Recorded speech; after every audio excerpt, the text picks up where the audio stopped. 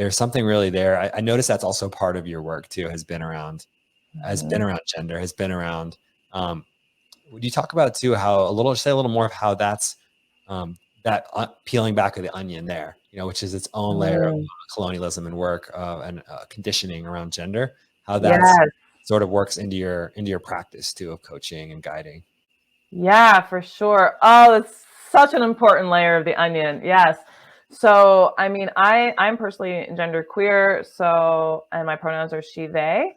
And I've always just kind of like felt since I was born, that I didn't really identify as woman, and I didn't understand. And there's like a little bit of like body dysmorphia that comes with it. So I've always questioned gender, and I've always questioned why we do these things.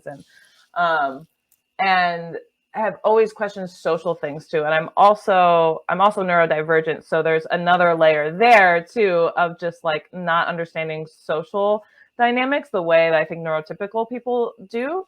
And so I've always been super, super passionate about it. And I think one of the things that I try to, in order to like help people enter into understanding how important this is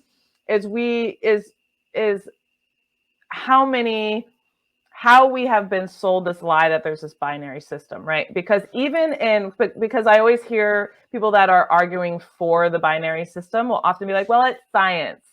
And it's like, actually in science, there's 16 different sex biomarkers in our bodies.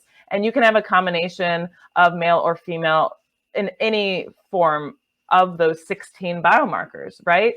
And there are as many people born intersex as there are people with red hair. Like, that's a pretty large amount of the population, right? But then we do all of these scientific studies, we call them scientific, dividing people in these two groups, which is not scientific because there's way more groups than that.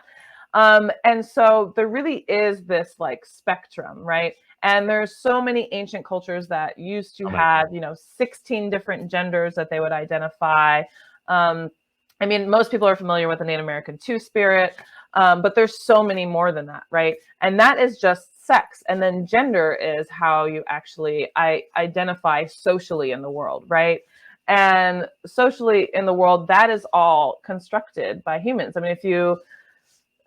mean, being able to deconstruct this for people, there's a lot of education, I think, that goes into it, because a lot of people just aren't aware, and a lot of people don't know what language to use. And so in the certification, that's part of a big part of what we go into is how can we deconstruct this myth that we are in these like two buckets that is hurting everybody, that was actually put into place in order to maintain power. Because the more you can divide people into groups, the more power you can maintain.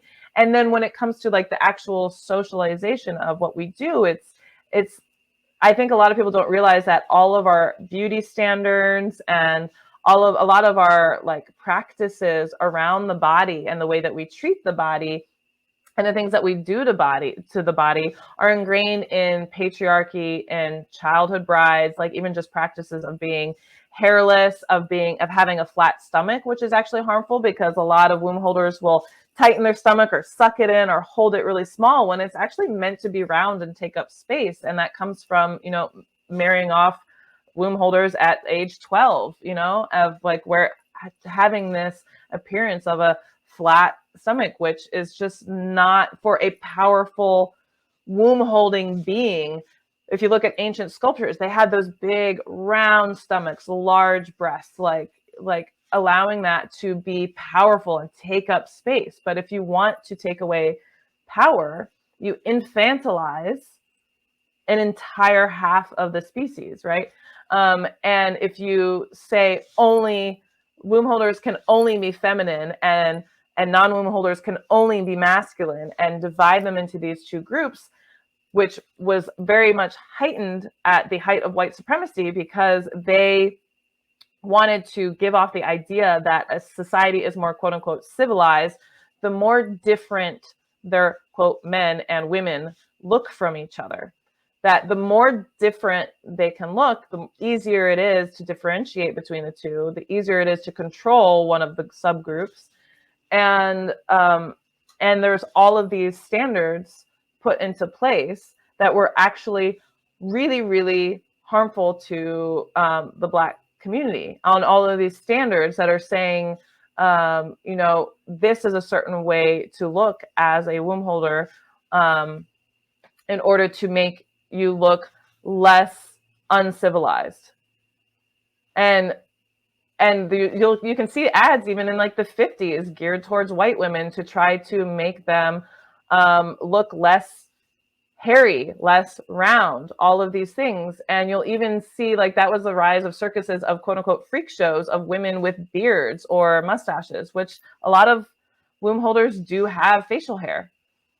A lot of womb holders do have these things. And so it's just like, it's just so interesting to me, the amount of shame that has been poured into us to keep us focusing so much of our energy,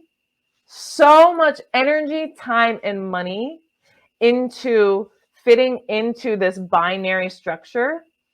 And it's like, when I stopped shaving, I get so much time in my week. Like, that's like an hour a day that I get back in my life. And that is that is time and power that we're taking away from womb holders, who could be better spending their energy towards cultivating something and making a better world, instead of trying to, like, if it were so natural for us to look this way, how are we spending like billions of dollars and billions of hours trying to fit into this mold, when we could be using all of that time and energy towards making a world that is equitable?